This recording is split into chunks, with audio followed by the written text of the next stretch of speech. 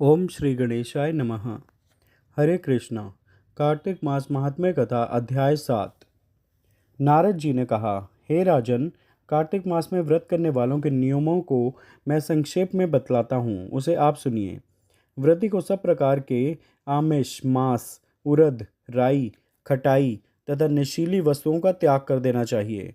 व्रती को दूसरे का अन्न ग्रहण नहीं करना चाहिए, किसी से द्वेष नहीं करना चाहिए और तीर्थ के अतिरिक्त अन्य कोई यात्रा नहीं करनी चाहिए।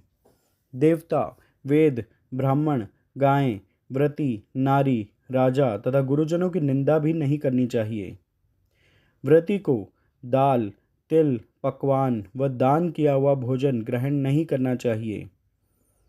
किसी की चुगली या निंदा भी नहीं करनी चाहिए। किसी भी जीव का मांस नहीं छूना चाहिए। पान, कत्था, चूना, नींबू, मसूर, बासी तथा जूठे अन्न का भी प्रयोग नहीं करना चाहिए। गाय, बकरी तथा भैंस के अतिरिक्त अन्य किसी पशु का दूध नहीं पीना चाहिए। कांसे के पात्र में रखा हुआ पंचगव्य, बहुत छोटे घड़े का पानी तथा केवल अपने लिए ही पका हुआ अन्न प्रयोग करना चाहिए।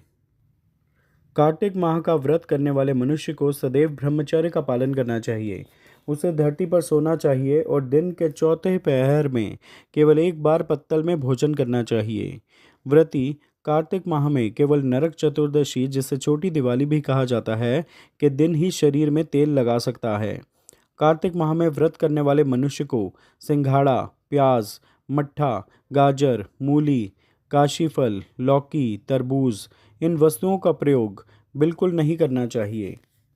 रजस्वला, चांडाल, पापी, मलेच्छ, पतित, व्रतहीन, ब्राह्मण द्रोही और नास्तिकों से बातचीत नहीं करनी चाहिए। भगवान विष्णु को प्रसन्न करने के लिए अपनी शक्ति के अनुसार चांद्रायण आदि का व्रत करना चाहिए और उपर्युक्त नियमों का पालन करना चाहिए। व्रती को प्रतिपदा को कुम्हड़ा, द्वितीया को कटहल, तृतीया को तरुणी स्त्री, चतुर्थी को मूली, पंचमी को बेल, षष्ठी को तरबूज, सप्तमी को आंवला, अष्टमी को नारियल, नवमी को मूली, दशमी को लौकी, एकादशी को परवल, द्वादशी को बेर, त्रयोदशी को मट्ठा, चतुर्दशी को गाजर तथा पूर्णिमा को शाक का प्रयोग नहीं करना चाहिए। रविवार को आंवला का प्रयोग नहीं करना चाहिए। कार्तिक माह में व्रत करने वाला मनुष्य यदि इन शाकों में से किसी शाक का सेवन करना चाहे तो पहले ब्राह्मण को देखकर ग्रहण करें। यही विधान माघ माह के व्रत के लिए भी है। देवोत्थानी एकादशी में पहले कही गई विधि के अनुसार नृत्य, जागरण, गायन वादन आदि करना चाहिए। इसको विधि पूर्वक करने वाला मनुष्य को देखकर यमदूत ऐसे भाग जाते हैं जैसे सिंह की गर्जना से हाथी भाग जाते हैं। कार्तिक माह का व्रत सभी व्रतों में श्रेष्ठ है। इसके अतिरिक्त जितने भी व्रत यज्ञ हैं वह 1000 की संख्या में किए जाने पर भी इसकी तुलना नहीं कर सकते, क्योंकि यज्ञ करने वाले मनुष्य को सीधा वैकुंठ की प्राप्ति होती है। जिस प्रकार राजा की रक्षा उसके अंगरक्षक करते हैं, उसी प्रकार कार्तिक माह का व्रत करने वाले की रक्षा भगवान विष्णु की आज्ञा से इंद्र आदि देवता करते हैं।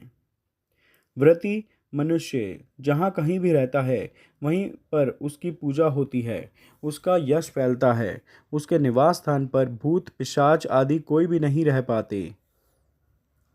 विधि पूर्वक कार्तिक माह का व्रत करने वाले मनुष्यों के पुण्यों का वर्णन करने में ब्रह्मा जी भी असमर्थ हैं। यह व्रत सभी पापों को नष्ट करने वाला, पुत्र पौत्र प्रदान करने वाला और धन्य धान्य की वृद्धि करने वाला है। अध्याय 7 पूर्ण हुआ। श्रीमन्नारायण नारायण नारायण, भजमन नारायण नारायण नारायण, लक्ष्मी नारायण नारायण नारायण, सत्य नारायण नारायण नारायण, श्रीमन्नारायण नारायण नारायण, लक्ष्मी नारायण नारायण नारायण, भजमन नारायण नारायण नारायण, लक्ष्मी नारायण नारायण नारायण, सत्य नारायण नारायण नारायण, श्रीमन नारायण नारायण नारायण।